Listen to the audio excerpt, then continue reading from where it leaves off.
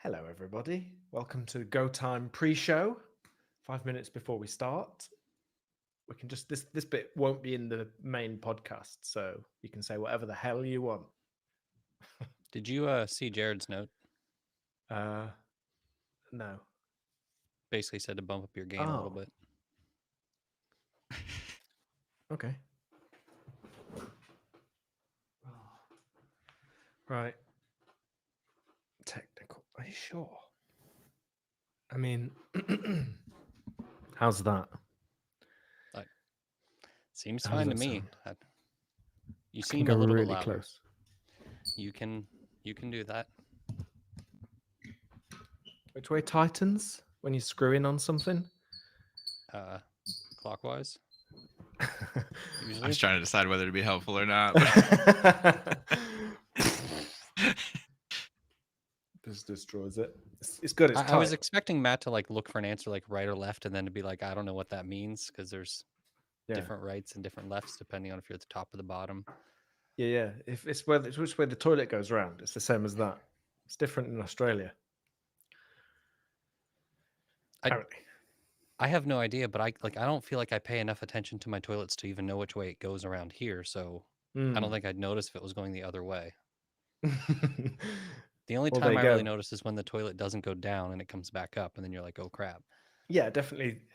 I think everyone agrees that down is right. It's down is right. Yeah. If you flush the toilet and then the stuff goes up, that's. I mean, if you have kids around, that eventually happens. Like, because they just don't know how to, like, when it comes to toilet paper, they're just like, more is better, always. Yeah. Yeah, I'm trying my best to be professional here, and y'all went right into the potty humor, which is sort of my forte. Yeah, I don't think John was even joking, though. I think he's I wasn't fully joking, but at the same time, it's fine if it leads to jokes. Okay. Right. Okay. I think it's good. I mean, it's just nice little. Anyone that's joining us live, this is a nice little preview into what it's like before we do an episode. Strange. But we have to get like the weirdness out because it can be awkward. So you also have to like help the guests not feel nervous if they are. Yeah. So obviously talking about potty humor is the best way to do that. Yeah. I'm not I like the insight. Sorry. And how do I pronounce your name, Ed? Is it just Ed? That's it? Yeah, pretty Ed, much. And then stop. Yeah. I think you nailed it. Oh, that's really good. Because some names are difficult. Sometimes they're surprising. Just make sure you get the last name. Are you going to do my last name? Welch. Sounds good to me. I mean, is that right? Yeah. Because I might have said Welsh. Yeah, it's not spelled like that though. No, I know, but I don't pay attention. I'm not just going to do what letters tell me. I mean, I'm a free man. But yeah. Welch. Yeah, I got it. It's good to really emphasize that. Yeah, no, it'll do that. I know. I have to now consciously not do that. And John, you're John, aren't you? John. It's just John, right? John. Just John. And John, but it's not just John. At some point I might, get it changed, but yeah. I don't know how that happens if you're at the courthouse and you're like, I want to change how my name is pronounced, but not change the spelling. I think you can just do that unilaterally. You can just do that unilaterally, mate. June. Maybe. But what could you change? It could be like GIF. Could be like gone. I don't know. Like GIF. Do you say GIF or GIF, Ed? I say GIF. Do you really? No, I don't. Oh, that could have been your unpopular opinion. I do say giraffe though. Yeah, that's right. Yeah. Jafana. Drafana. Oh yeah, Drafana. There aren't enough dr words, I don't think. You know what I mean? There you go, John. Just put an R in there, John. But then I have to change the spelling. Oh, true. A Yeah. lot more work involved then. I mean, What about if you pop an umlaut on the O? I- What does that do? I mean, I don't specifically know what it does. It just means that typing my name becomes much harder. Oh, it's just a bit slower. You just have to I think press it's and like hold. an ooh sound. Is it Just- June? Does Ooh. pressing and holding work on a normal keyboard? Sure does. Well, I don't know. I don't know what you mean by normal keyboard. I'm like a mechanical keyboard in Google Docs. Trying right now. I know, like on a phone, it On a seems Mac to it do it does. for the most part. On a Mac Well, it does. In this Google Doc, I'm holding in the O and getting Oh, Get nothing? Are you on a Mac? I mean, it's possible I turned something off though. Yeah. Would it be that feature specifically that you've turned off? It's. I'm saying it's possible that at some it's the point first I turned thing I that do feature every off. time, you know. Yeah. I mean, I turned you're- a lot of features off. I'm I just American. I don't don't know what need they are anymore. those. I've sent them back before, you know. What is this keyboard doing? Yeah, it's gone wrong.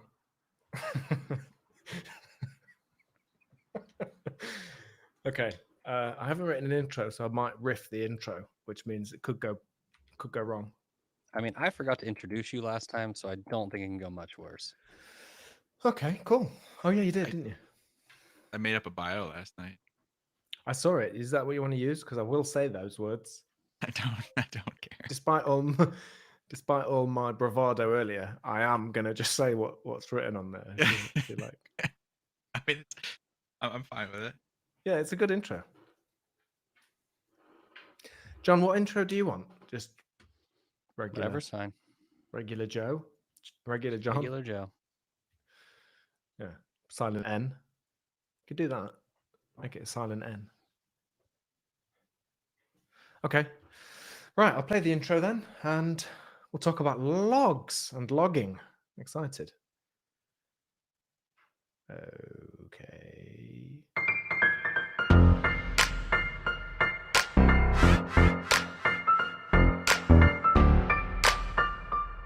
Let's do it. It's go time.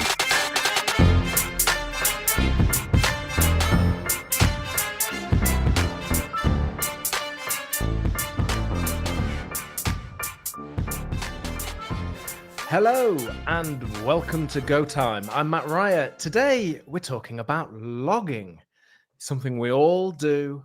No need to be embarrassed about it. But are we doing it right? Are we logging the right things? Are we logging them to the right place? We're going to find out today. Joining me, Jon Calhoun, of course. Hello, John. Hey Matt, how are you? Not bad, mate. Not bad. How's your week been so far? Pretty good so far. Yeah, it's Tuesday, isn't it? So I shouldn't really ask that question. Silly. Never mind. We'll hope the rest of the week's as good as yesterday. We're also joined by Ed Welch, who is a swell fella who's been 2 kinds of engineer and 2 kinds of manager, and will do any job as long as he's having fun. Hello, Ed. Welcome to Go Time. Hey, Matt. Thanks for having me. Absolute pleasure. Logging. Right. We all, I think, know what logging is, but let's just be clear. Logging, what is it? The fun part about logging is it's probably the first thing that everybody does when they start writing software, right? Everybody's first intro into writing a program is usually a hello world, which is, at least in my opinion, a form of logging. So it's probably the most common way and the more sort of most ubiquitous way that we get state out of our application, some kind of view into what it's doing, some kind of idea of what's happening. So at its most basic, it's just some indicator of like what our applications are even up to. Yeah. So it's kind of like sometimes I'll have in the beginning when I'm writing something, I'll have like lots and lots of logging going on because, like you say, it's a great way to see what's going on and get some insights. It's like a really easy, simple way to do that. But usually I'll go and kind of clear that all out and remove it all. Because it stops being useful at some point. But is that right? Should I do that or should I leave it in there? You're probably ahead of most. I think that largely people, when they write a log statement, it's probably there forever.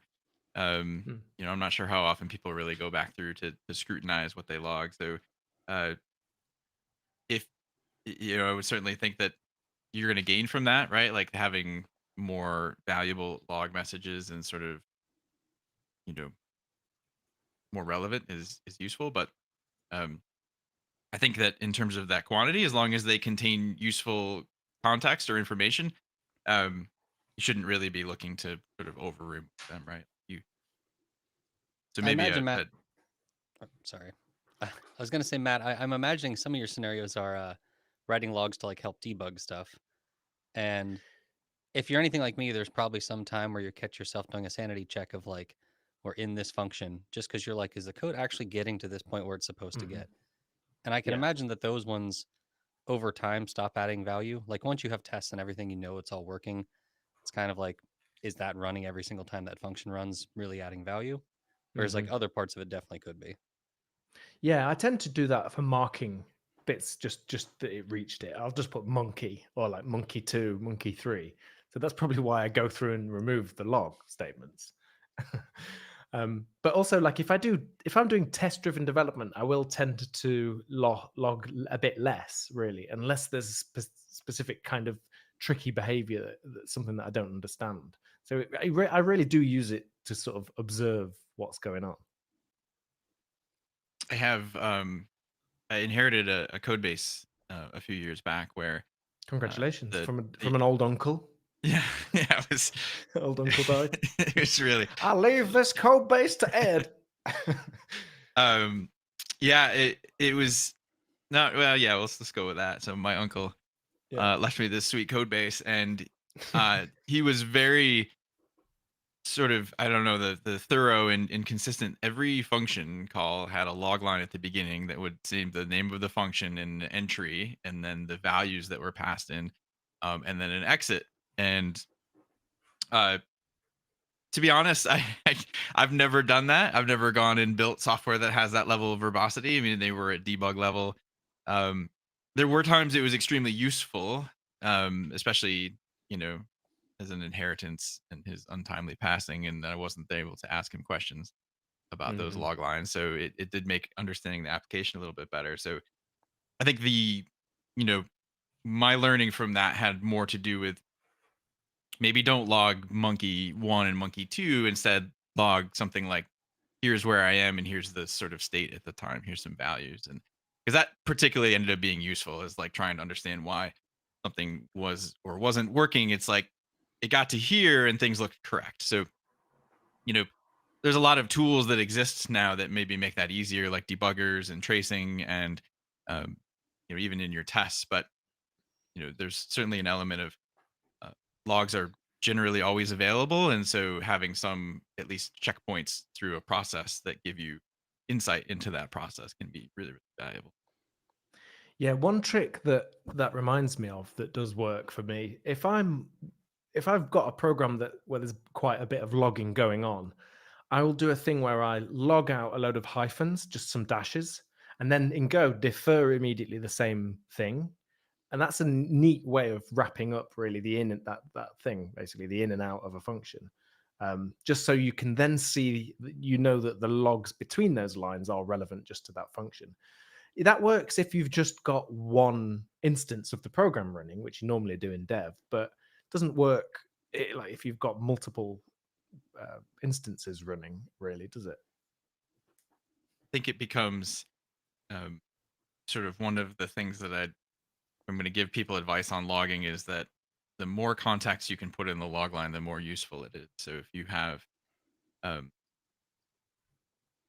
whether or not you have access to the host name, and if your logging application or sort of frameworks or systems introduce that at another level, but um, a log line without context isn't really very useful. So it doesn't give you, I would go a little bit farther than that. Like, not only do you want to know the sort of machine in a distributed system that it's executing on, but you need to know the order number or the user or the um, the trace ID or something that lets you trace that through the flow of the application, because typically it's hard to coordinate events over big systems, especially if it's, you know, different disparate database systems and things that all log sort of differently with different formats. So put a lot of context in your log lines or remove them if they don't have any, because the usefulness of them, especially usually what happens, right, is you go search for that contextual information. You go search for the trace ID or the order ID or the user ID, and the results you get back are only going to be shown that have that info in it. So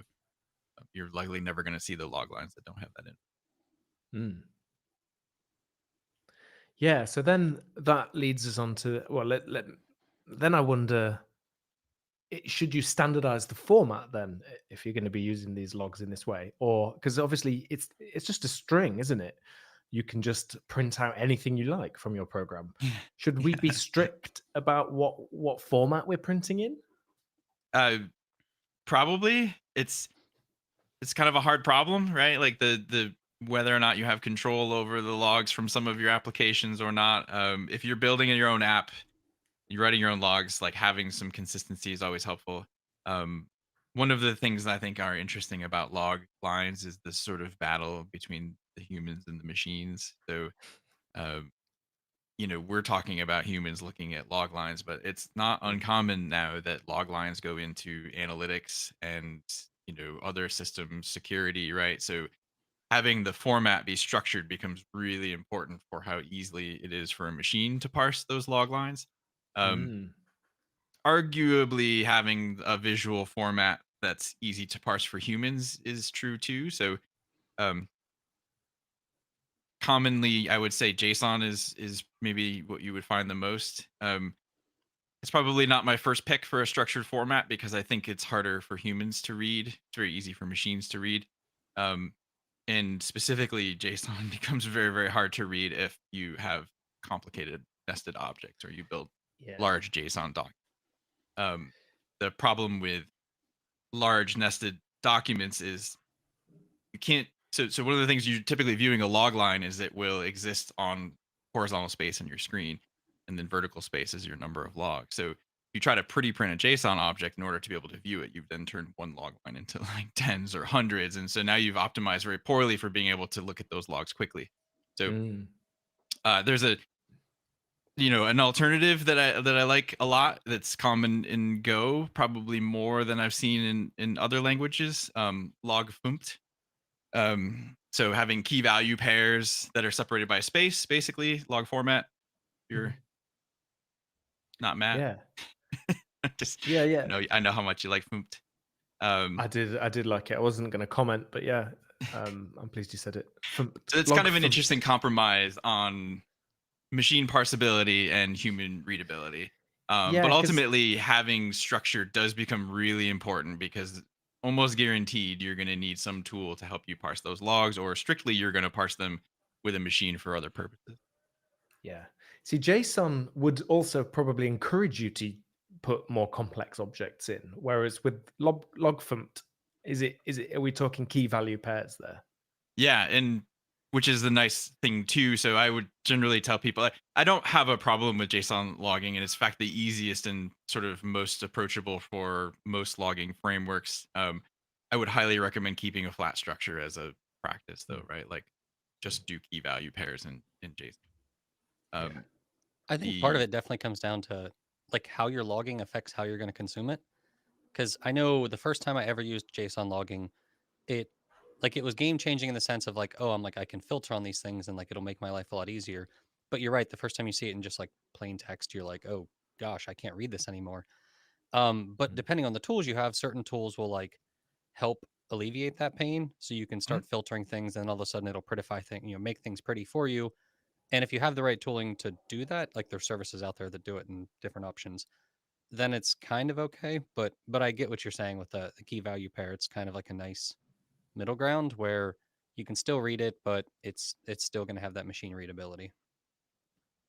Yeah, and I would say my experiences with the other reason to keep the object flat, because you're right, the tooling that exists out there usually facilitates this, but it also introduces, in a lot of cases, another query language. So to manipulate JSON documents, you usually need to use like JQ or JMES path or some other query language that you have to figure out how to access elements of the JSON object to return them. So the there would be, I was sure, a reasonably good debate about like what makes a good log line versus what's information that should go in a database, right? Like if you're generating huge documents with hundreds of lines and values, and I see this in even some pretty famous places. A lot of the logs that we get out of Google are massive JSON documents with massive nested elements in them, and I find that they're hard to work with both as humans and for parsing for machines. And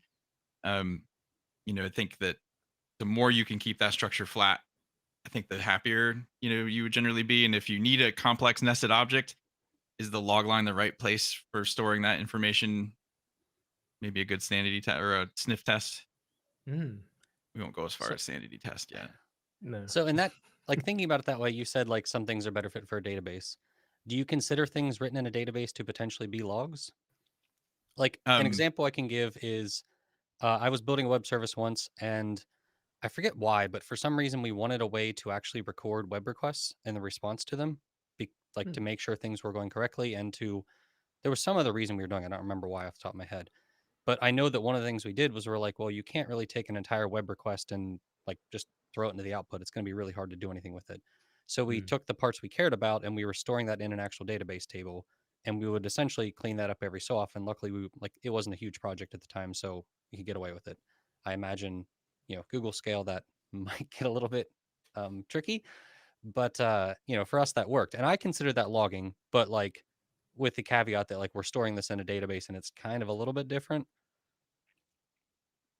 Yeah, 'Cause it that's still how had that feel structured to me. logging, isn't it? Like it had that feel to me of like you entered a function and then like when you exit the function, you're kind of like these are the things that happened. And that's roughly what we were doing. It was just we're like we need to store this somewhere where we can query it and actually look at the data and try to do stuff with it. Mm. I think that sort of that's really fascinating in the sense that it touches a little bit on the types of logging that we see too. So that falls a little bit into the category that are more like event logs or access logs, or they're like very specific things that happen that have useful context. And I guess that question there that I find interesting is like, is there is there a right amount or too much data? What point? From an implementation standpoint, the tools that you have available and the tools that you're using maybe dictate what's a better fit there. And but yeah, the other types of logging that we kind of started talking about are more like what people introduce when they're writing code, right? So this is the stuff that helps me understand if my application is working or where it's working or how it's working. In maybe even just the sort of overall life cycle of the program itself, in logs. But you think about access logs from a reverse proxy, or you're describing orders and events where you have like complex information coming in. Yeah, I think that's a really good question about where you would draw the line on and what sort of systems make sense for. The only advice that I could give around this in some experiences that I've had is don't make your sort of primary logging in terms of what gives you visibility into your application stored in the same thing that you need to run. So like don't store those logs in a database, because what happens is when you have trouble with your database, you can't view your logs and you can't see what the trouble is. Or if your database is an error, then it logs that there's an error, but it can't log to the database, so that's an error. Yeah. It's Yeah. very useful. I've seen in sort of older software systems that I work with before the kind of, the systems that we exist today for aggregating and working with logs, like it was pretty common to store logs in a database, but then when you had trouble with the database, which was usually the thing you had the most trouble with, you couldn't tell, right? You couldn't see what was going on. So Yeah, a lot of that probably comes down to like the life cycle of the product too, because where I tend to see that type of approach being like not okay, but like kind of okay is, if you have like a 2-person startup and they're just trying to slap something together and get it up and going, then you kind of cut some corners here and there. You can't have 6 different services up and running because it's just hard to manage that. But like as something gets much bigger and grows, then it's like, okay, now it's time to actually look at like we need a dedicated place to put these logs and actually, consume them. Yeah, on that question of consuming the logs, then Eric from the Gophers Slack. And by the way, everybody, don't forget we're on Slack. You can join the chat live, GoTime FM channel. Eric has done just that. Eric with a K. Eric asks, will the key value pairs always be in the same order with log funct? Because I imagine if you visualize and you're looking at the logs, it would be quite useful if they all lined up, wouldn't it? It's going to be subject of whatever library implements that. So in most of the applications that I work with, we use GoKit, and they're always consistently in order and the way that they're written.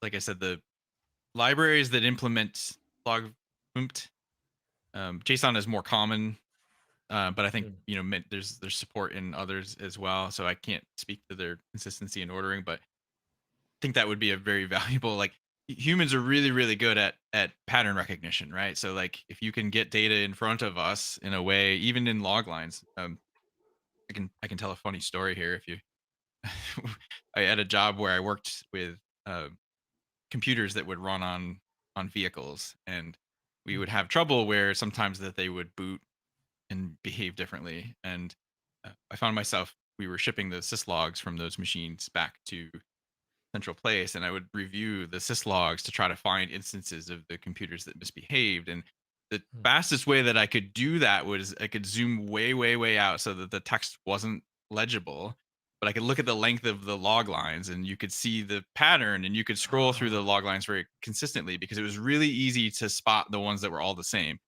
And then you could add a little bit of color to that too, and it made it even easier, but it became very easy to see the ones that didn't act properly. So having consistency in your log output is a huge value for human to parse. Machines tend to not care.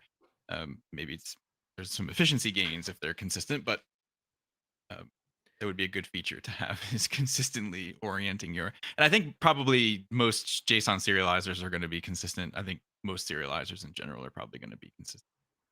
It's just a question of whether they guarantee that over dates and things. Yeah, it'll be whether I imagine if you're passing in key value pairs, it probably logs out in the order that you do it, and therefore it's up to you to make sure you're consistent in your code to get it right. And that thing of context is interesting. You know, I have already no, I haven't already, doesn't make sense. Don't worry, we've got great editors.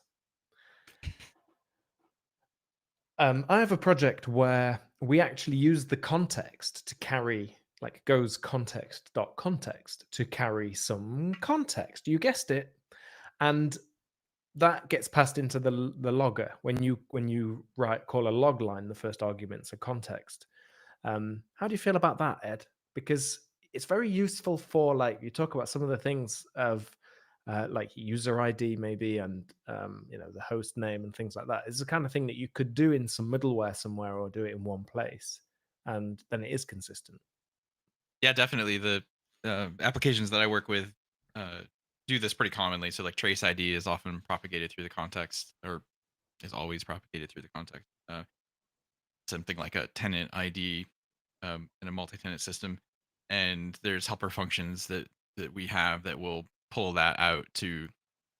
I think that I don't remember if we implemented the interface for GoKit to just sort of make a logger that automatically did that, or if you just have the functions that pull them out. But it's a really useful, way. I wish Go went one step farther here. One of my sort of griefs with Go is the context deadline exceeded errors and context canceled errors, because in a distributed system you get a context deadline exceeded, and I don't know who canceled that context, or what deadline rather exceeded or timed out. Like, it could have been 4 systems away, and so it would be up to you to introduce context into the context, that you could, when you're the one that times out, you'd have to say, hey, it doesn't make it easy. It would be nice if the functions that you called, so like, with timeout or with whatever, could take a string that would just print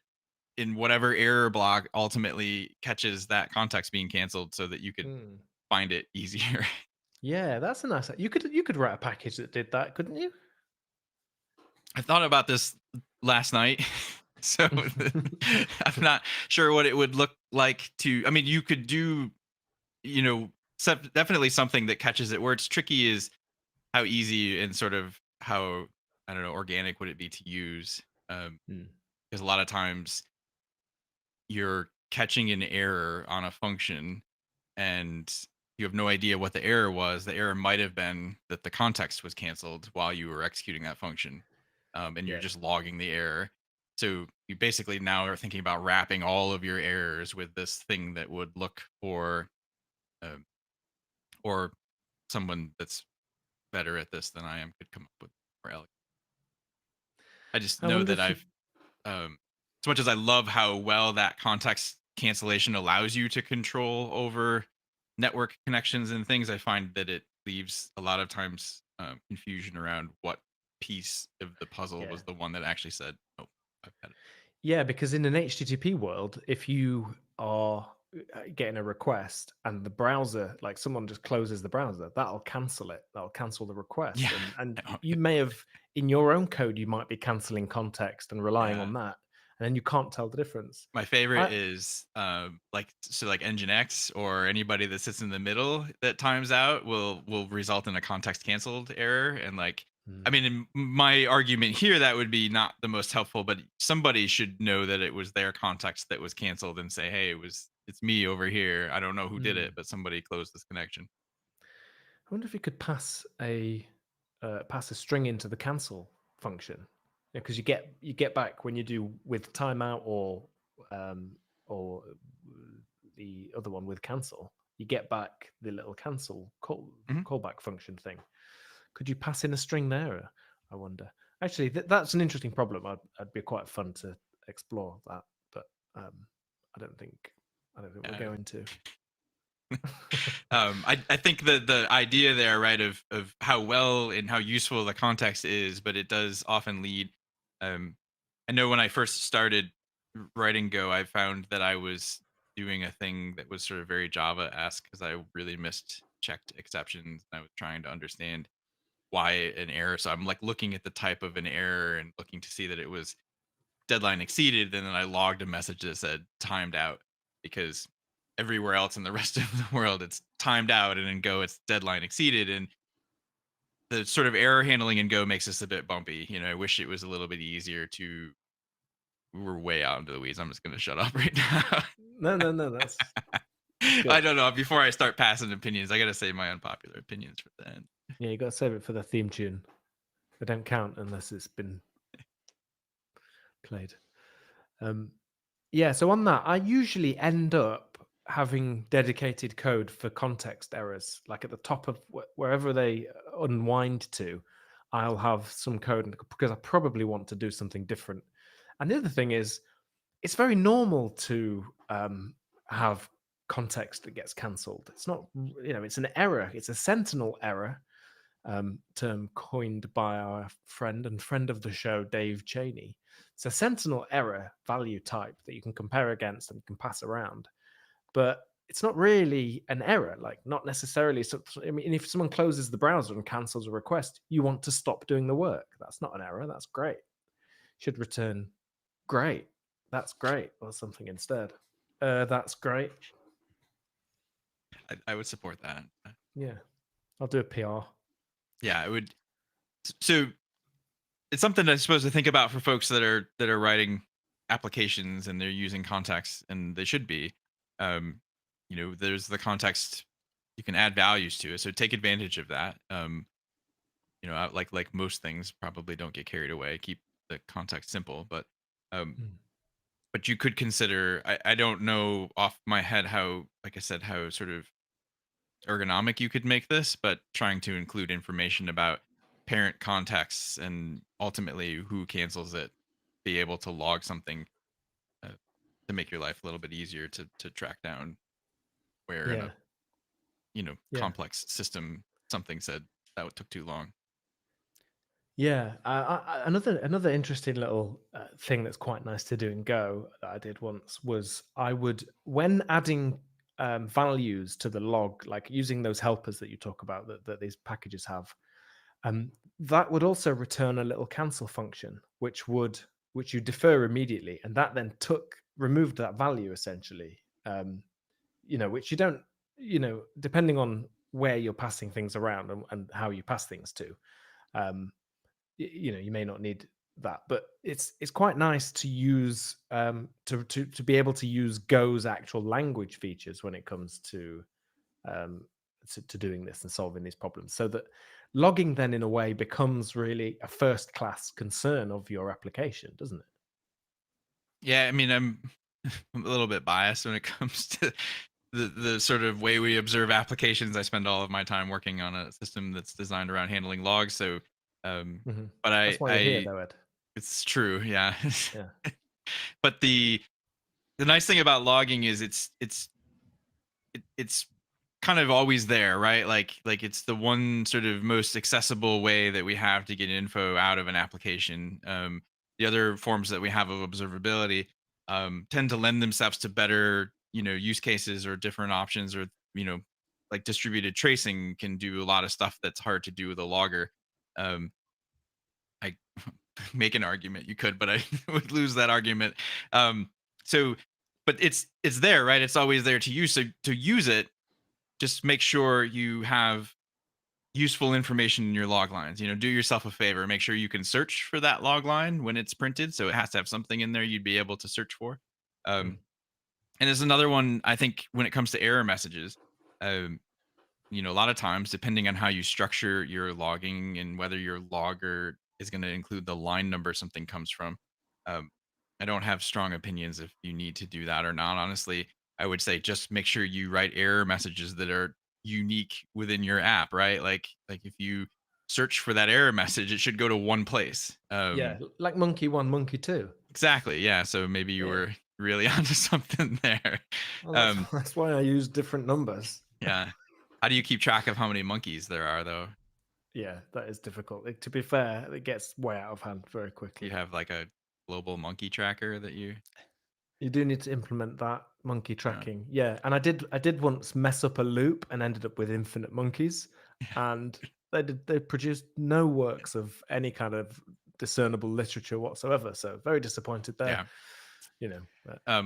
One way I think with error messages that you can accomplish this sort of uniqueness is the idea that you could consider error messages part of the runbooks for operating your system. So it's one thing to say like something timed out. It's another to say that timed out, but it's going to retry. It's going to retry 10 more times, or it's not going to retry and like somebody's got to go fix it. Or,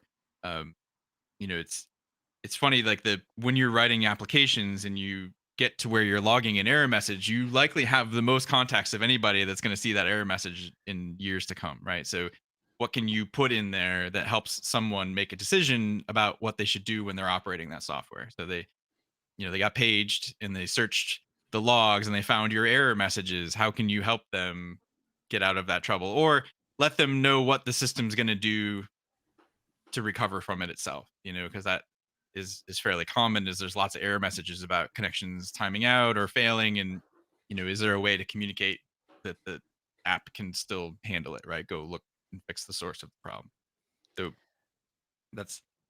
I kind of love this about like the UX of logs is what we're really doing. And honestly, anytime I see like a sophisticated approach in any field, they reach that sophistication by caring about the audience or the user of that thing. And it works for web UIs and APIs that you write in Go, and packages, programs. I mean, it works for everything. Writing, yeah, so I like that idea. I think that's quite an interesting change. I'm not sure everyone, because normally I think people are quite selfish loggers. They're logging stuff they need, but I like that. Think about your audience and log for them. One other place for your great nephew. Sorry, one other place that's been useful is propagated all the way back through your API. So we've have limits in our application that you can hit for various things. So we will log something like, you've exceeded this limit, like contact your administrator, or reach out to whoever administrates that, right? Like, or try again, or reduce your request, or fix your error, or you've done, like, not uncommon in 400 type errors and user errors to give some insight into what people should do. But the more you can sort of describe how to get out of the error situation in the error message, the more self-serving and sort of self-documenting and probably less trouble tickets you're going to have to deal with. Mm. Would you link to like a run book or link to a doc even? I mean, I don't know, because my experience with that is that whatever you link to ultimately will break, right? And no one will Right, ever go yeah. back and repair that link. Yeah. It's very, very hard to maintain, if you can link it back to like the source code in a pretty stable way, but what is the, can you have a linter or something that finds broken links? I don't know, because Yeah. it's most likely just going to be broken at some time. A good point then. So yeah, keep it self-contained. It's probably good advice. I once wrote a package for a coworker, and he was going to then implement it. So we kind of broke the work up like that, and I customized all the error messages just for him. So I was like saying, "Look, come on, mate. This is obvious. Obviously, you're not supposed to pass that value in." I was like trolling him in the error messages. That was fun, but I've logged messages before that are like the lines of like, this shouldn't happen, like I wrote those log lines, which is my favorite is in like Java exception handling of, I can't even remember now, it was long ago, but you would catch an exception and then catch an exception within the exception, and it's like in a lot of those cases, like I don't even know, but like it's important to do this because somebody somewhere said I should do this. So even that is useful though, right? Like anything that explains your sort of mindset around why you wrote the error message or what you should do can be useful to the person that's troubleshooting that problem. So maybe have a little fun with it. Another consideration here would be to maybe make this easier is if you pull your error strings into a central spot.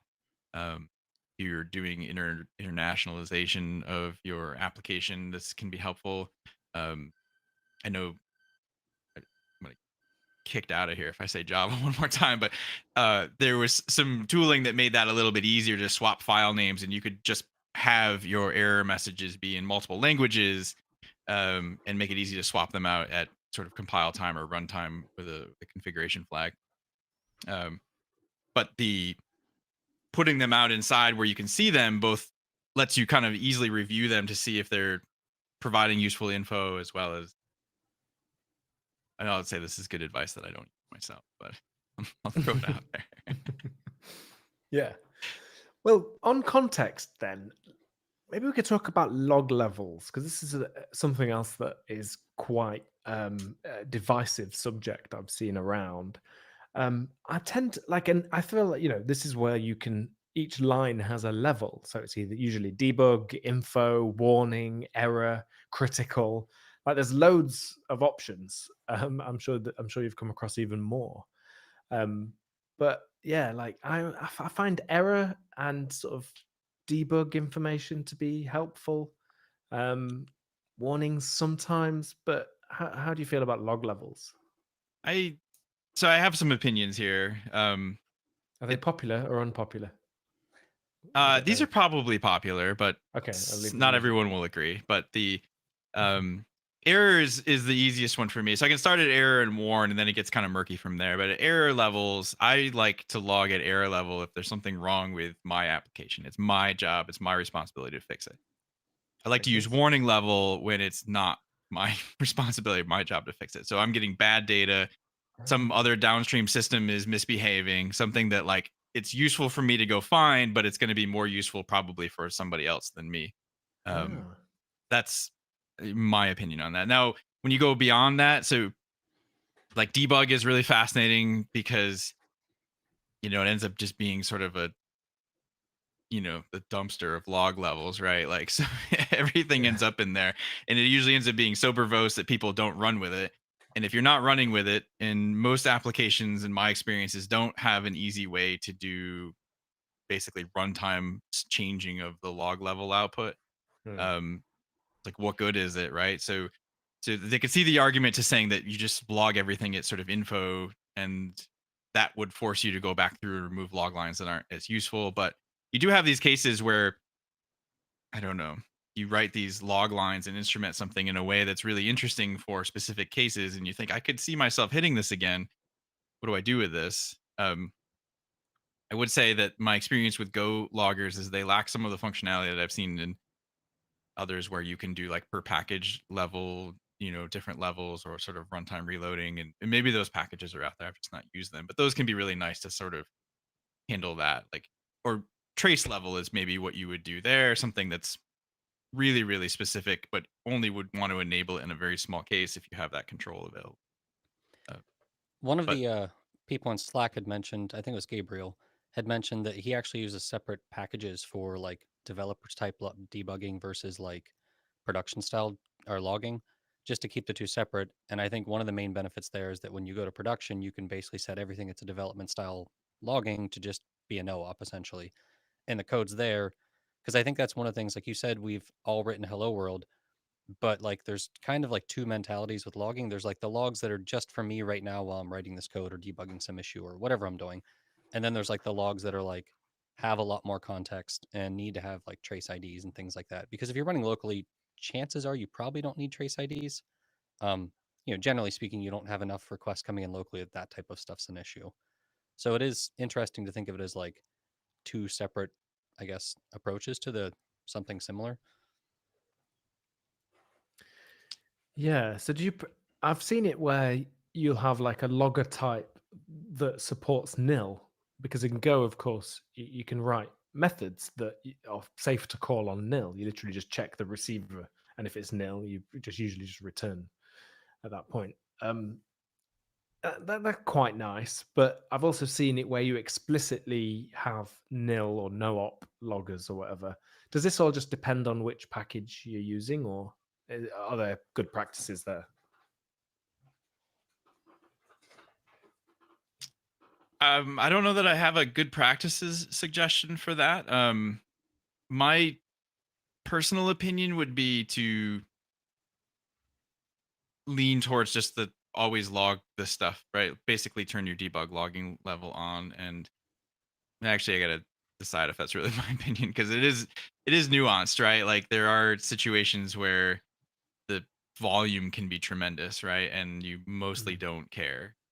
But you do care, right? So that's where I think, in my opinion, the sort of state of the art of logging needs to be better at this, which is either your application or your logging framework or something that gives you the ability to control at runtime what's ends up being stored or visible. Because I know, more times than not, you don't have debug logging on. There's some information that you want, but you can't get it because the application is running, and likely restarting it, resets the error condition you're trying to troubleshoot. So Yeah.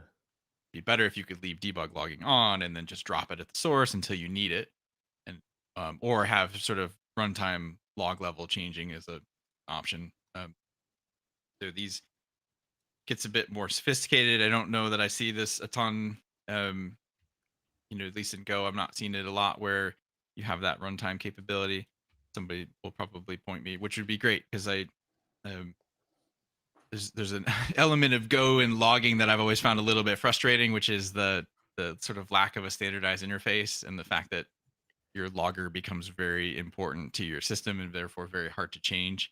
And so we've talked about changing our logger in our app, but it's an effort, it's an opportunity cost, and it's like we'd have to be really sure that we need to do it. It works fine, but there are loggers out there now that have much lower allocation rate, which can really matter a lot too. If you're going to log a lot, if you're going to log tens or say thousands of lines a second, like you're paying for that in allocations and CPU. It's more not free, is it? interestingly, you're potentially bottlenecking your application, because almost every infrastructure that I see still logs to disk.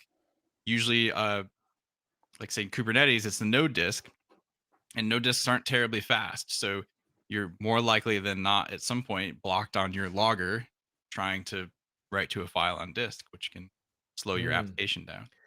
Yeah, that's interesting. Bill Kennedy, the famous hatted gopher, actually showed me an example once where there was a bug in the program, and by putting a log line in, because there was a cost to doing that, it changed the behavior of the program. So, like that act of observing it almost affected Right? it. There's some Just kind of amazing. Heisenberg in here or something. You know, Yeah. Feels like that, doesn't it? um, Feels. I mean, the imagine if you didn't realize that though, and you're logging out, and then it's telling you something that is different to what you see when you then take the log line out. How infuriating is that? I think um, that's the risk of using any language where you have concurrency and other things like that going on is that it's just you always have to take for account that if you're using concurrency, there could be some case where adding anything in there could change the behavior. Hmm. While I've got you, John, it's quiz time. We'll put some music in. Oh I've just boy. made up this segment. Jon Calhoun is joining me from, where are you from, John? Pennsylvania. Pennsylvania. Can't get more specific than that with you. I don't know what you'll do with that information. Oh, I turned up at your house, am I? It's possible. Yeah, I do want to know your full address now. Well, No? no. Okay. was that the Well, quiz? that's not the yeah. What's your mother's maiden name, John? No, the real quiz is printing.print line, let's say, and log.print line. Where does each of those get printed to? Where does each get printed to? Like I Yeah. assume fumped is os.standard out. Mm-hmm. The fumped one. The log.print line, I don't know if it's actually differentiated or not. I would assume it's just os.standard out would be my guess. Okay. Well, let's find out. That sound effect tells us that no, John, unfortunately, you're wrong. Log goes to standard error by default.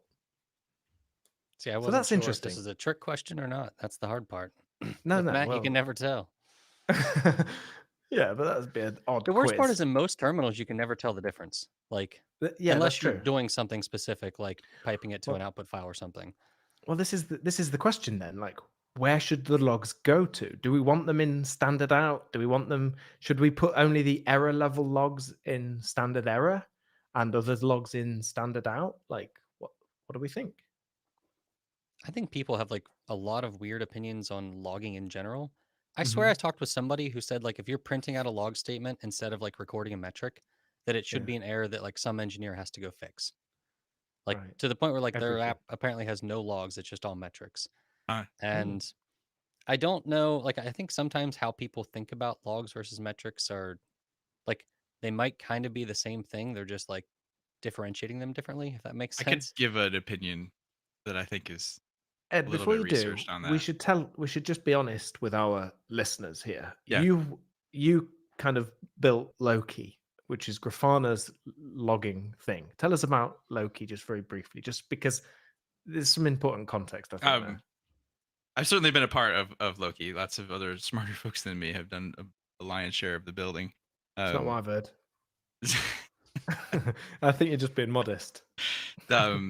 So I've been actually, it's been about 3 years that I've been working on Loki now. So I'm kind of trying to think of like how I've evolved describing it over time. But this may dovetail a little bit into what John was just saying. But Loki, I tend to describe now as the time series database for string.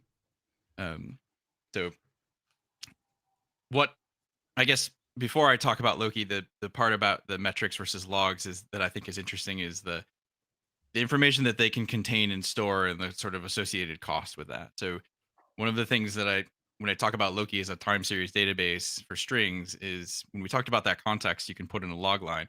You can put a lot of information in a log line, right? Like within Loki, we log for every query the results of that query and things like throughput and the lines process per second and the query and the org ID or the tenant ID or whatever, and all this information.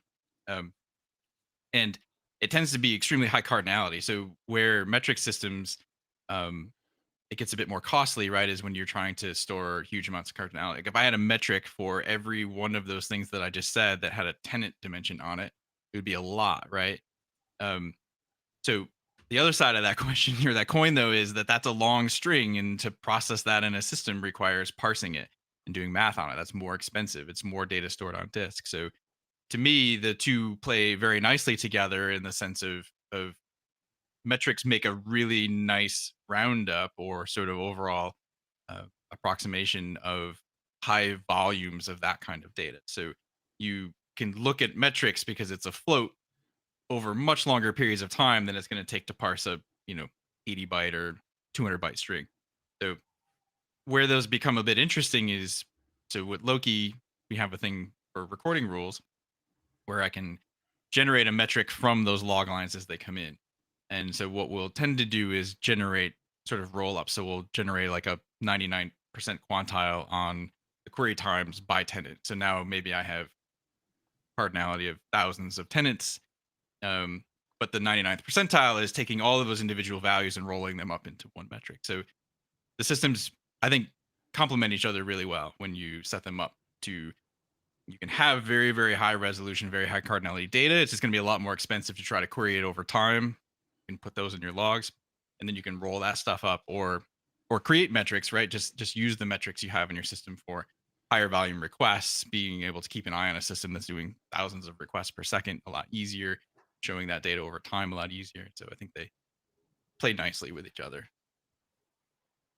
I think maybe both extremes. I guess I could argue that you could monitor an app only with, well, no, you could make that argument either direction. I think, to be honest, like if your apps, once they start getting big enough, you probably want specialized tooling for those types of aspects, metrics, logs, and traces, for big distributed systems, like being able to view how your information propagates through, a lot easier in a tracing system than it tends to be in searching for a trace ID amongst all your logs and looking at how each of those logs was formatted differently and the timestamps between them and trying to kind of reconstruct that same view.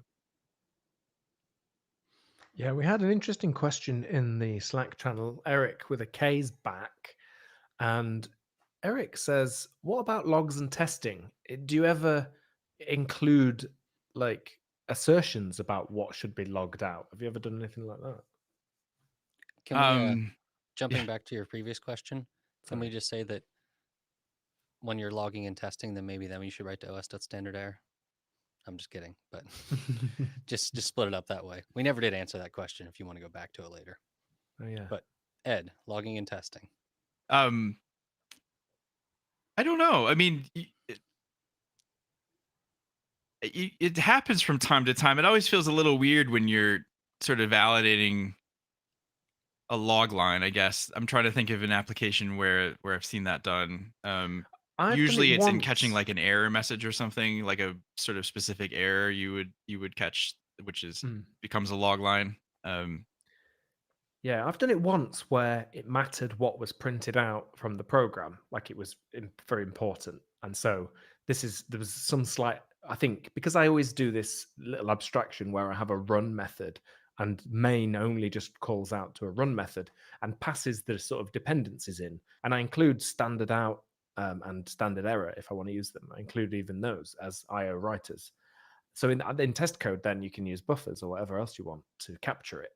And that is a nice way to, like, then you can make assertions about what is printed out. I don't know if it was logging out. It mattered what was printed out in that case. But yeah, and that was just standard out.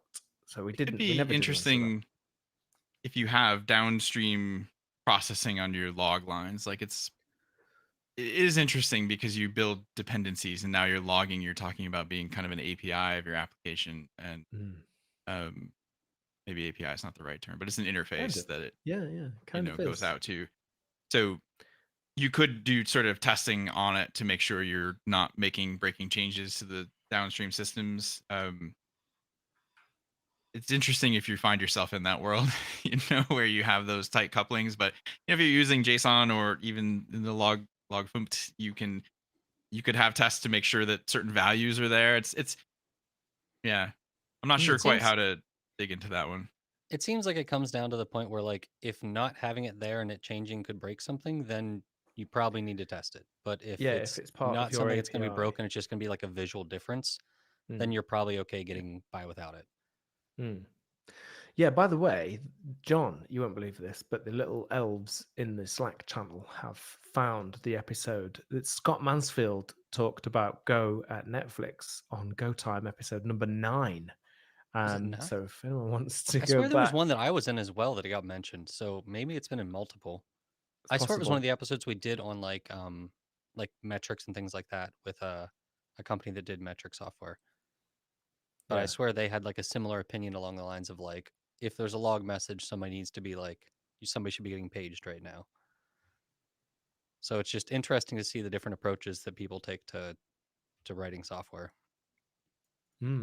Yeah, and that's what I wonder also is whether this sort of depends in each case. And anytime you have people with really strong opinions about tech, often it's that they're working on something different. you know, that's why I tried to be, unpopular opinions loosely held.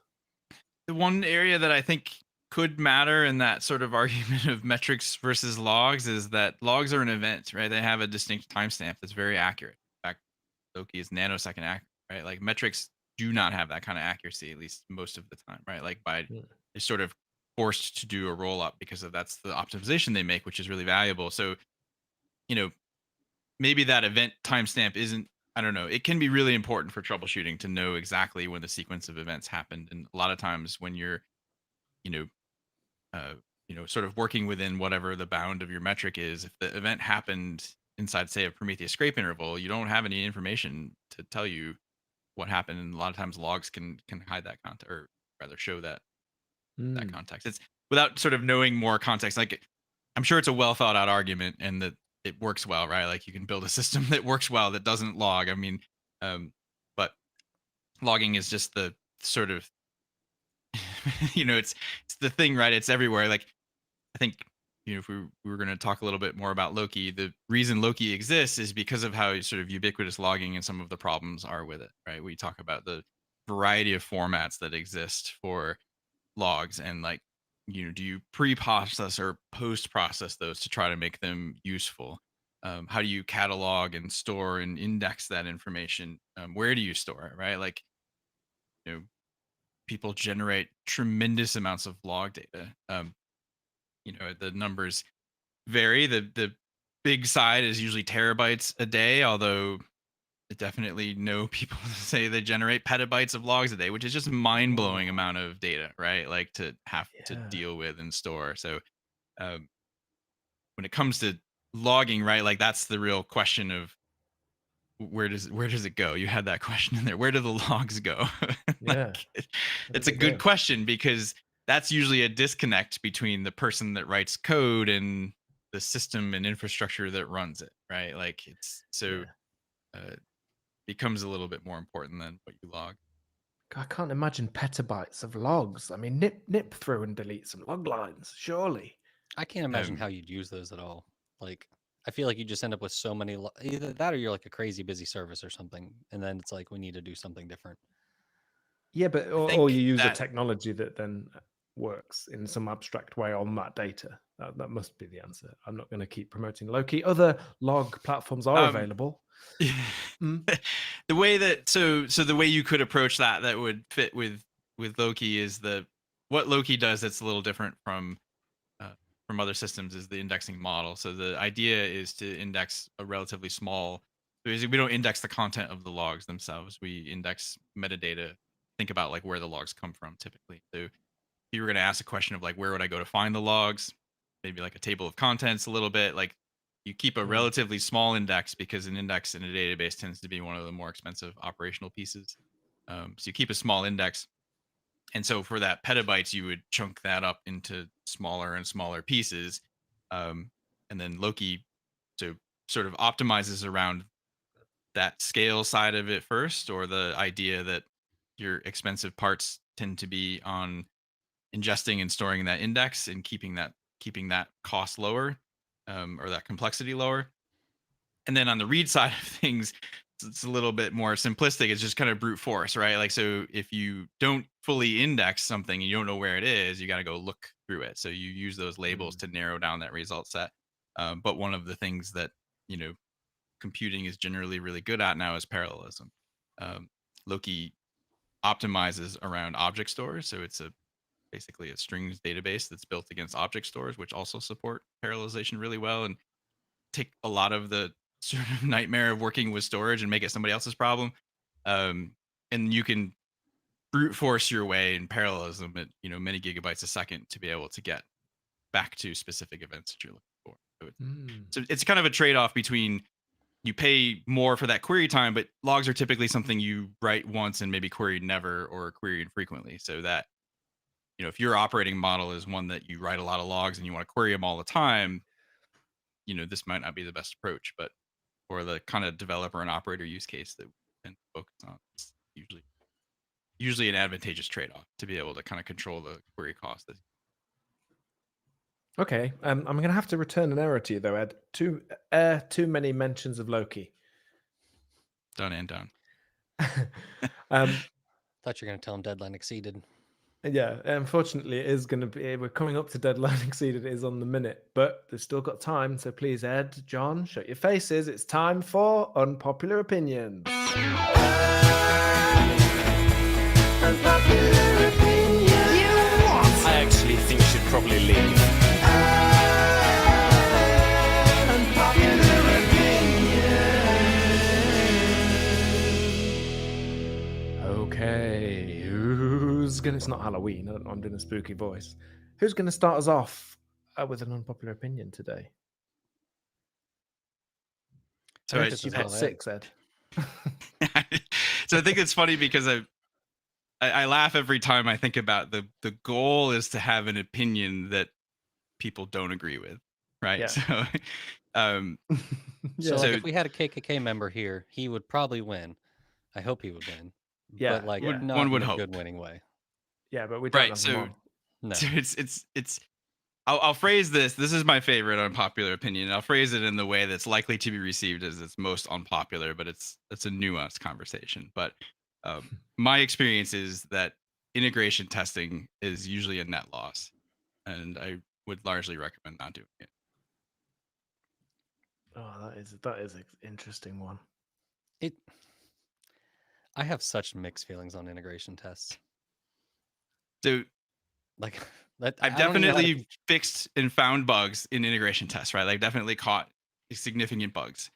However, the tremendous amount of anxiety and time that I spend and have spent looking at CI builds running for minutes or tens of minutes or more, combined with just the propensity for integration tests to have false positives, in my experience, leads to those couple bugs. It probably would have been better if they just made it through to prod and we didn't catch them versus the sort of overall cost. So that's kind of where I am at with the net loss, is that they do tend to catch bugs, but I don't know if it's worth it.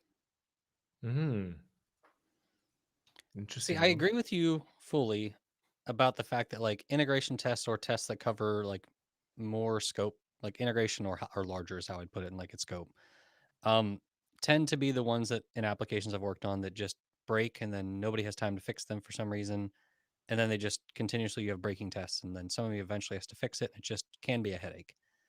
But at the same time, they've been incredibly valuable in some situations, to the point that if I was taking your opinion and like, okay, we're going to act on this, it would be more along the lines of, I could maybe agree with not putting integration tests inside of like continuous integration, but having them available for local development. And like a developer has to actively say, okay, we're going to pass on this for now.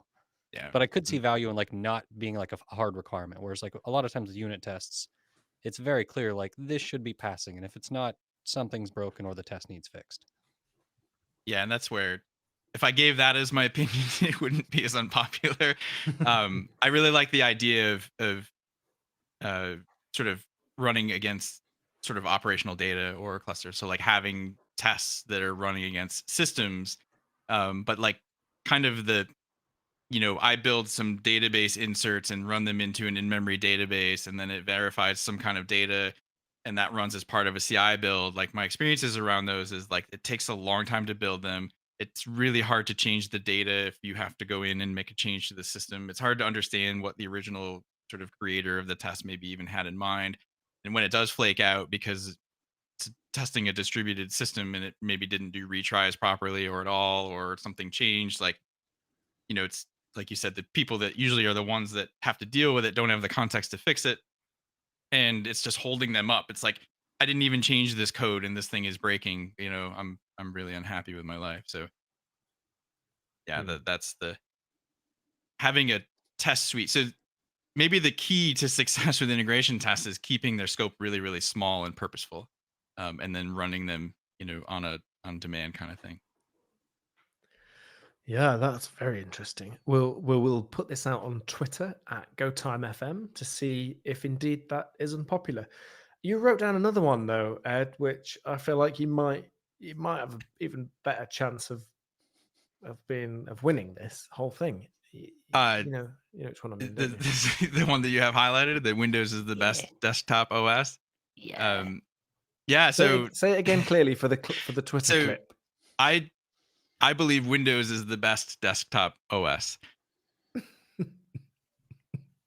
So Okay, specifically, Windows with WSL2 Hmm. is everything that I've ever needed from a desktop OS. So Yeah. a close second would probably be Mac OS, although my experiences with Docker and Mac OS are frustrating, and my experiences with updating Mac OS and having it become less stable after every time it does an update.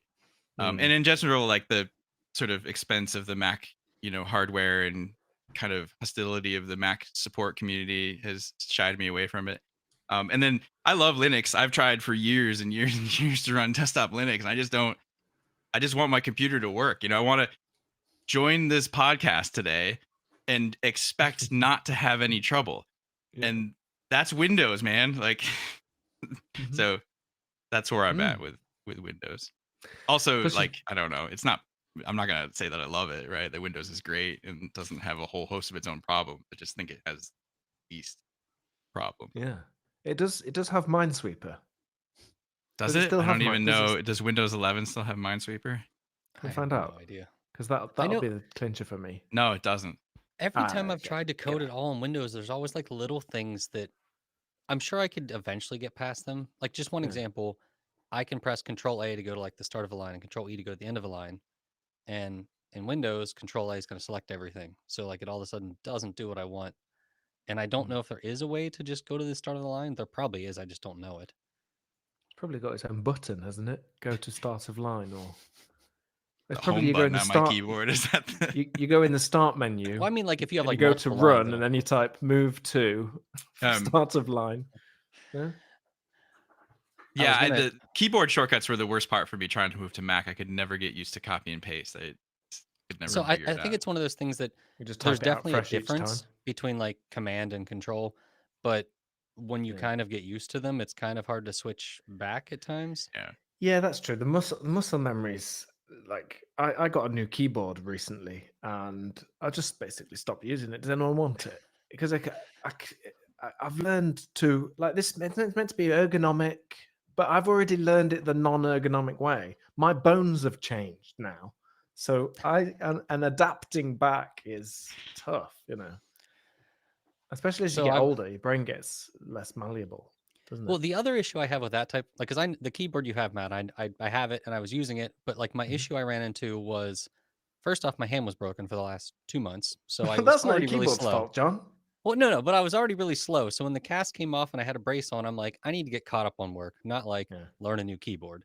But Yeah. then on top of that, I would go from this new keyboard. I think by default, where a caps lock key normally was delete, which is great. Like it's because I never used caps lock, and I'd start using it for delete.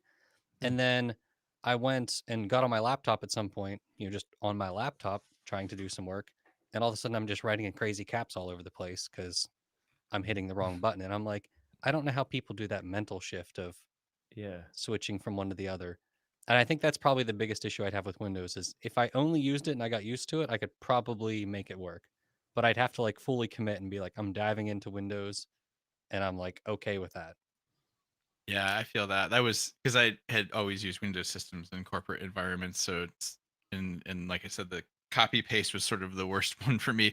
And then you could go the route of remapping the keys, but like that never seems to be flawless. And so yeah, it's hard once you're well If you're going established. to a Mac, it's definitely not one-to-one because like control and command both do different things at different times. Yeah. So you still use control a little bit, you just use command more. But isn't it also true in Windows that it depends on the app? Like it's per application, whereas it's copy and paste is always the same across the whole operating system. On a Windows Mac. is pretty much always Control C. Yeah. Okay, Like but there, what about there are other- some There are Unless some it's- differences. unless it's interrupt on the terminal, which is why I think Mac did it right. Like it shouldn't be Control C, or they should have made another character for interrupts. But yeah, that's the one that gets you in trouble. Is that when you're working in a terminal in Windows, like, can I use Control C to copy? So a lot of times it's Control Shift C, but other than that, it's always Control C. I remember it used to be you highlight it and then it's done, wasn't it? That like you just highlight it in the Mine does that. terminal? I set up Windows Terminal to do that now. It's my favorite thing ever. Like every time I highlight something in the terminal, it automatically copies it, and I don't know why anyone would not want it to do that. It's the Yeah. handiest thing ever. Yeah, Except that when is you good. accidentally click on the screen after you copy them. But then you use a tool to manage your clipboard history so that you can just go back. Yeah. Okay. Great. No, that's all right. All right. Great. Good stuff. Well, we're slightly over time, but it was worth it. Thank you so much, Ed Welch, for joining us. Fascinating talk and dive into logs. There's actually so much more we could talk about. We may do logging part 2, return of the something. Let's brainstorm that. And I'm not sure. I think that was all I had. But I'd be happy to come back. That was really fun. Thanks for okay, that's nice for to have having you. me. Yeah. Yeah. And Jon Calhoun was also here, weren't you, John? I was here. Thanks for having me, Matt. Always a pleasure. See you next time on Go Time. Bye. That's the wrong one. Oh, it was also professional until then, wasn't it? Was it? No, it I wasn't. didn't even Oh, know. good. Like I think I tuned out the exit song, so I didn't even notice. I was just like, okay, cool. We're listening to a song. Yeah, I know, but that's the unpopular opinion one, John. Press the Well. wrong one. No, it's fine because honestly, the editors are just clean this up, clean it up. We love you, editors. By the way, I could do with editors in real life, like on calls and that. You know what I mean? Like when you're having meetings, it would be great if you could have someone editing, Yeah. cutting out the gaps. See, if I I just could hear how many times I said and like You won't hear that in the final. I know podcast. because I said it Mm. usually when someone else started talking, and so like great, that's just gonna get cut out because somebody else just started talking. Yeah, they literally will go through and neaten up like any gaps we leave if we talk over each other. Yeah, they do it they is do a really good good. bit with what they can. Obviously, there are Yeah. some times where it's like, nope, that's too hard. Yeah, you can't polish a turd. That's what you're saying. And normally we challenge them. Shine yeah, it but up then- a little bit though. Yeah, I feel you know? I actually that's my unpopular opinion. I actually think you probably can polish a turd. To be honest, but The Mythbusters actually did. did they do it? Did they do and they've polished a turd on Yeah. Mythbusters? Okay, Yep. we've said turd too many times for a We, like, family friendly. Start with the podcast. potty humor and end with the potty humor. We I did. mean, It's is a this potty still in the sandwich. show? Or are we still going here? We got mean, it's Yeah, I'm recording still right now. live. I haven't played the final. This is all legally binding until I play the final music. So, Gotcha. Yeah. Okay. Well, we'll put that in the show notes about the Mythbuster thing if this makes it in. Well, thank you so much again, and thanks for listening. See you next time on Go Time.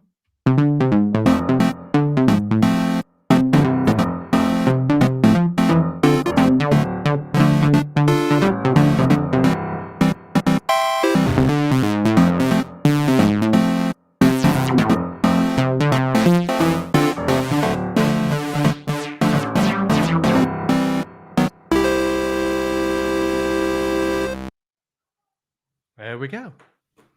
We are still live, Ed. So please, I see that. don't just revert to your normal self yet. Very good. I loved that.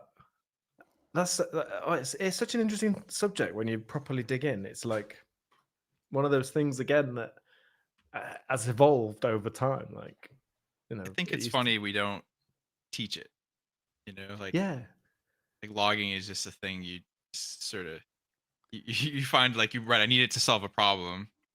Like I told that story to you before, Matt. Like I started my background in hardware and didn't have a logger, so I used to like make lights blink, or maybe I had an oscilloscope or something to like figure out what was going on. So when you first get a logger, it's like this is sick, like I can actually just have it tell me what's going on. And then I got a debugger, which was like, wow, this is even better. I had that as an unpopular opinion too, but we didn't get to that. Yeah. I was helping my sister's boyfriend out with he was trying to learn some he's in in for a computer science related degree. I don't know what exactly degree it is, but it's like security or something. I don't know. Hmm. And he's at that point where they're learning to basically develop their own hash map.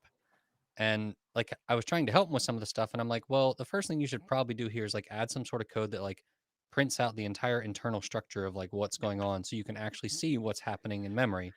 Yeah. And like it's just nuts to me that the teacher didn't like discuss that with them, because I'm like, without any insight as to what's going on at that point, you're essentially just guessing. Hmm. And it's like there's so many things like that that could be taught, and I wonder if you like if you went back through and were like, okay, instead of doing computer science, we're going to be like computer engineering as a major, or like that's, I think, a different major, but basically one that focused on like real world practical Yeah. skills that you're going to Practical need, computers. Yeah. rather than like, can you tell me how to do 6 different sort algorithms and what their complexities are? Yeah. Well, I didn't study computer science, so that was my experience. Was just figuring it out and doing things because you needed it. It's very pragmatic. It's kind of tough in the sense that like a normal, it depends from university to university, but I feel like you do a lot more theory and a lot less programming, to the point that like you literally end up leaving school and having to learn so much on your own, that the kids who do really well at university are the ones who have a bunch of side projects, and the ones that kind of fall behind or have struggles are the ones that don't realize that all these other kids are, you know, coding a lot of stuff on their own, and that's the only reason they know how to do all this. Yeah, someone should tell them really, but that Um, might be true for everything. Like that the education bit kind of gives you that foundation. But yeah, I mean, it is you know, hard, yeah. yeah, Yeah, I think Yeah. because I didn't go to school for computer science and or anything. or anything, honestly. My uncle gave me some code. Just he just inherited that Just and has not inherited some looked code back. from my uncle. But the I don't know. I guess I felt like what I learned from college, which I feel like could have been taught in high school, was that like there's 1,000 answers to a problem, right? Like there's 1,000 right answers to a problem, and it's this idea that you need to pick them somehow, right? You need to narrow Mm. down and choose a thing. How you would Yeah. do that, like that's sort of a creative thinking Yeah. mindset. Yeah, I think you're right though. And like I know Mark Bates does teaching. I've been in one of his classes. You were in it recently, weren't you, John, as well? I was Like, I was sitting in one of his classes before I came to do this podcast. were you? That's amazing. I was trying to get a feel for what his one class was like, and to get more like Mhm. feedback on that. So Yeah. yeah, I was literally in Well, that before this. yeah. So and he literally says things like that. He'll say like, this is just like this is a way to do this. You have to figure this out yourself. That's the job. The job is figuring it out. And a lot of people, junior people, like on Twitter, will ask questions like, "How do I do this thing?" And it's like, well, that's sort of the job, is figuring that out. There isn't one answer, and every time I've had to solve that problem, it looks different because the problem's been different. My IT lessons at school were, in fact, the exam, the actual end exam was, and it's quiz time again. See if you can get this. I'll tell you a peripheral device, and you have to tell me whether it's input, output, or storage. So printer. What are you saying, Ed? What? Input, output, or This is storage? a A very printer. weird. It's output. Yes. I mean, John. it's gonna be storage, right? Because printers are I mean, awful. some But printers have storage as a thing. Like some Yeah, yeah. legitimately have a way of like tracking the last like 20 prints or something. I know, but this was this was before they had that. is there John, gonna be a trick in here, right? Because there's got to be something that had like no, this is the level of Yeah. education I got at school. John, monitor. Well, Matt, I'm gonna go with the hard output. Correct. Get ready. Hard drive. Now, literally on the exam paper, I would for most of them, I was like, it's all three. Like I choose the one they want, but then I did, was one of those people. I assumed there were multiple options here No, when 'cause you what said gonna that, do- because I'm it's like, just storage, but you can't if put you anything just on hard it. drive You even can't an take it off. option when you took this test? Yeah, I don't want to say it's like I don't think it was it's when I would have storage. taken it. No, I Yeah, think it was discs, discs. floppies, 5 Yeah. and a quarter. Yeah, floppy disks. Oh, 5 1/4. That's amazing. They were floppy at least. I had the little only 3.5 true floppy inch. disk. There was a bigger one too. There was like a 7-inch or something. True Like the thing is, floppy. the big floppy one like the one that was With all actually that floppy, storage. like physically floppy. I don't remember Yeah. what size the one I used was, but I know I used one. It's the 5 one. 5 Look, 1/4. but judging by your age, let me see your neck. Yeah, I reckon Okay. it's Did the. you count the rings in my neck? Yeah, that's how you age someone on trees. That's why I have isn't this it? beard. No one can ever tell. Yeah, clever. You look young. You look like a baby with a beard. Yeah, but it's probably the 5.5 inch. John. You're probably right. Is it They 5 were and a really half floppy, though. or 5 Was and a it? quarter? It's 5 and a quarter. 5 and a It's 3.5 quarter. and 5 and a quarter. Thank you. I don't know why I'm being so. No, we like to get it right on this. It's on like, this what if show. somebody's listening and they're trying to build their own like receiver for these discs and they get it wrong because we told them the wrong Yeah, number? right. Yeah. I mean, if 3D they're doing it print their based own just on this. 5 3/4 floppy drive. Yeah. I have a 3.5 inch floppy drive. I actually just was scavenging some old computer cases to move some stuff around, and it had a floppy drive in it. It wasn't plugged it? in; it was just holding the space. Could you wire it up and use it or no? Is it the connectors changed if they know? It's a good question. I don't know if I have any motherboards that. What is the interface on that? It's parallel ATA. I don't think I have any motherboards that do that anymore. There was a game that came out on Steam recently that like the whole premise of the game was this guy like collected cards like Pokemon cards. I don't know if either of you've seen this one, but basically the premise of the game is this guy, like it's telling the story of this guy who finds this disc that used to be like some digital copy of this game, and he plugs into his computer and it starts like doing all this nefarious stuff or whatever. But the guy who makes the games always has like a bunch of extra hidden stuff in there, and it all actually led to geocaching with like some stuff they found, and eventually I think they mailed out 3 floppy disks to people, like legit mailed them out. So all the people who got them had to like actually plug them into their computer, and I think it was like a text file on it or something. And when you put them all together, it like gave you the last bit of information for the puzzle. Oh, love that. But I could just imagine getting getting one of those in the mail and being like, now I got to go buy something for this. Like it's not just I did this game. Yeah, I know. It is amazing, that old tech, but what was it? 1.44 megabytes on a 3.5 inch Right. floppy. Yeah. You know, that's like an image now. They Well, used to like if put I games on took a that, which is screenshot. crazy to me. Yeah, I think that was funny. Yeah. Well, just in the idea too, to me that there was a period of time where I could never imagine games not having to have a physical media, but like you can, like major games now, you just download them, right? Like you don't have to. That's it. The Yeah, I remember physical my media dad days telling are- me. Yeah, I remember my dad telling, because my dad was always into computers, and I remember him telling me, one day you won't even need to have a disk, because I'd got a hard drive with 100 megabytes on it for my birthday one year. I was over the moon, and I was like, oh, and you could basically load the games onto the hard drive, so you didn't need the disk. It was brilliant. And then he was saying, one day you won't even need this, and I was just like, why didn't you shut up, Dad? You don't know what you're talking about. But he was right. He was right all What's along. even crazier now is that like a lot of times the games that come aren't actually like, it's basically like, yeah, we're gonna have to go download stuff. We don't even ship you the disc pretending it's the game. Yeah. Or it just has an update immediately. Yeah, like so it's never correct. It's like, Yeah. okay, what's the point in this thing? Yeah, it might as well just be a code on it.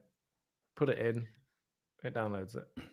I mean, there was definitely a time in my life where I lived in the middle of nowhere, so I was on dial-up while everybody else was moving to better things. So like having those was nice for that, because I'm like, these updates, like it was that time where updates were quicker if I took my whole computer and drove into a friend's house and plugged it in and let the game update and then drove back home, and that was like significantly quicker than letting the update go at home. Oh no, that's amazing.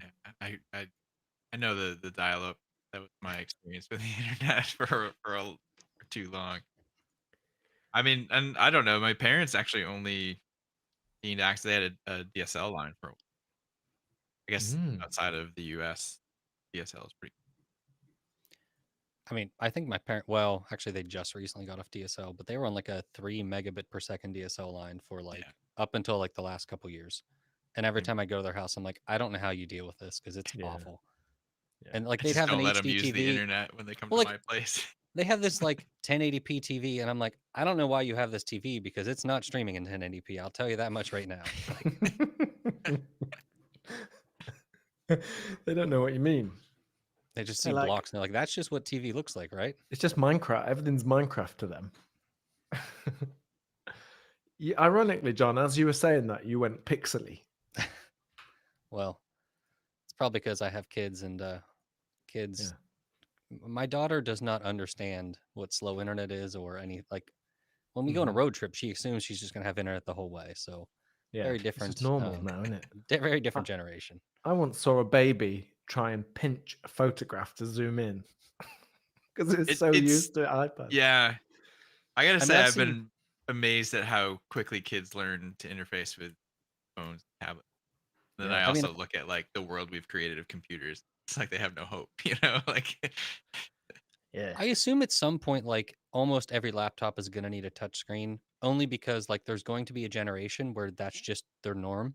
Because like my daughter will sit on my lap when I'm on my computer and like she'll reach up and try to do that, and I'm like, that's not like I have to move the mouse to do this. And Yeah. at some you're point, right, that it's generation weird, is isn't going it? to start using them. They're gonna be like, it's easier just to give me a touch screen. Why didn't you do this? Yeah, I'm of the generation where you don't touch the screen. Don't touch the screen because you put a fingerprint on it. But That and some of those monitors that like Apple sells are so expensive, you don't want to touch them. yeah. Don't even want to look at them. That's how expensive they are. but they would look good running Windows though, wouldn't they? They would, wouldn't they? Yeah. That's probably breaks one of the Geneva Convention rules doing that. it just stops working forever. That's it. It's blue You call screen. support and they're like, "Did you run Windows on it?" It says here you ran Windows on it. Yeah, you've invalidated your warranty. Well, so funny thing though, my MacBook Pro, I use Boot Camp. I run Windows on that too. You know, the ultimate of my sort of treacherous ways is that in WSL2 I use Homebrew. I really like Homebrew, so I use Homebrew in Linux running on Windows on a MacBook. I think that's very normal. If you want a really good experience, just try to get Mac OS installed on a custom built computer. It's a real fun experience. By that I mean it's not really, but like to the point I've done it before, and it got to the point where trying to get the onboard sound card to work was so hard that I finally just went out and bought a USB adapter that had like 2 audio outputs, and that would like plug that in and it worked. And I was like, I'm not messing with the rest of this ever. Sounds like a again. Linux desktop user, right? there. It pretty much was like that at times. And then if there was any update, you'd have to like turn all those off, because if it updated and you like didn't know for sure your hardware would be supported, you would just basically brick your computer and be like, well, Yeah. that's fun. I got this Linux magazine randomly, right, recently, and it's like how computer magazines used to be. It's got code in it. It's got Go code in it. I didn't know we had the technology to print things like that anymore. Yeah. It's just like they've printed out the internet. It's like you can get those map books now where they print out Google Maps, but it's got CD in it. I See, can't Maps, I access actually- it. What? I can say this, maps, I have seen use for some physical maps, but not really road ones. It's whenever I go into, like I mountain bike a lot. So if I'm going in the woods, sometimes having a physical map is nice, because like GPS tends to work, but still you don't know how long your battery will last, and you don't always have service. So it's just, sometimes it's nice to have those. Yeah.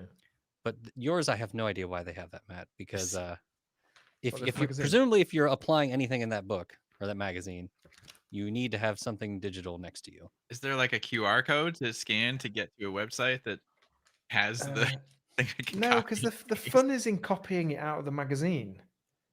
Like that's what it always used to be, and you'd get games, you'd get full games, and it'd be a computer magazine, but like 3 or 4 pages would just be code that you have to type out verbatim.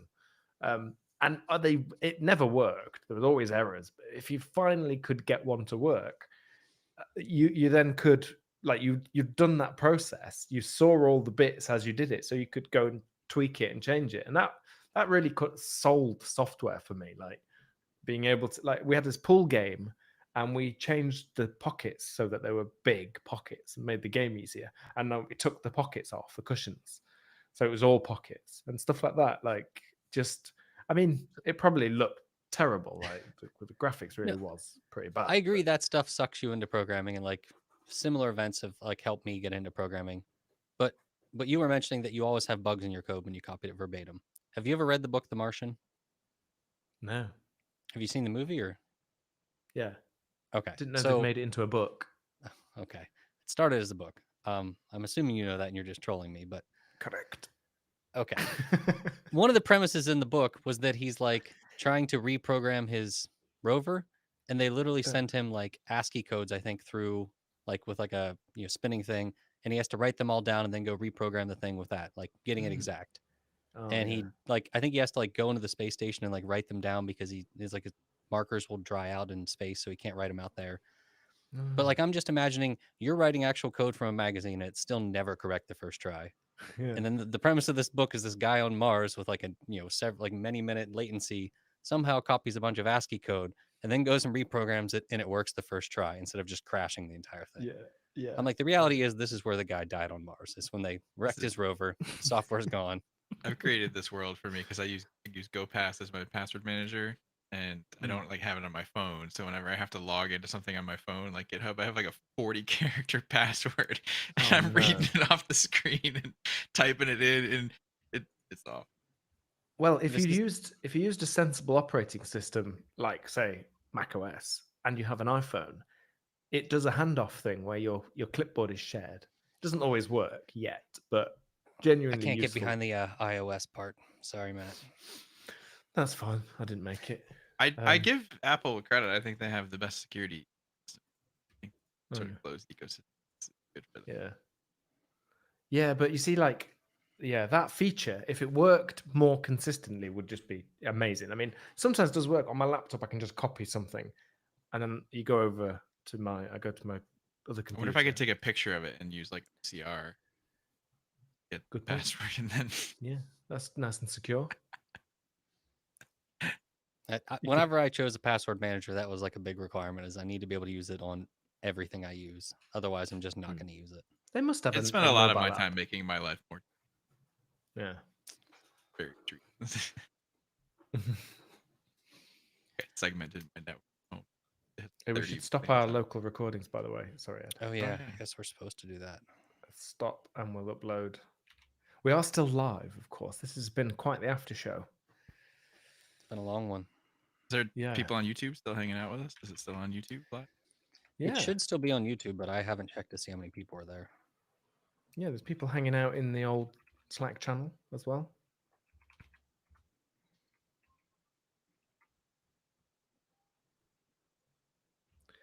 There's 8 people hanging out with us on YouTube. I think probably know a few of them. All of them. Maybe. I've forgotten how to save the audio. That's weird, isn't it? You forgot how to save the audio? Yeah. I found it now. Good.